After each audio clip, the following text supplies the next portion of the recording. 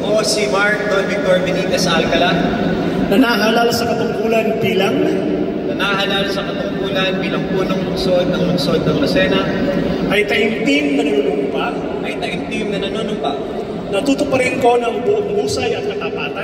Natutuparin ko ng buong husay at katapatan sa abot ng aking kakayanan ang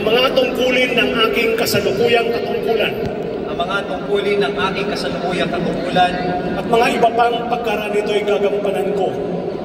at mga iba pang pagkaraan nito'y gagampanan ko sa ilalim ng Republika ng Pilipinas na aking itataguyod at ipagtatanggol ang saligang batas ng Pilipinas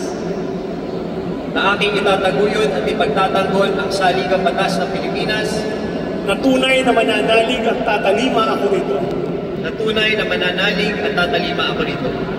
Nasusundin ko ang mga batas, mga kautosang legal, at mga dekretong pinaiiral ng mga sadyang itinakdang may kapangyarihan ng Republika ng Pilipinas. At kusa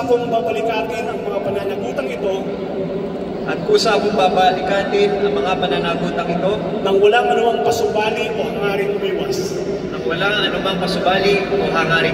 Kasihan nawa ako ng Diyos.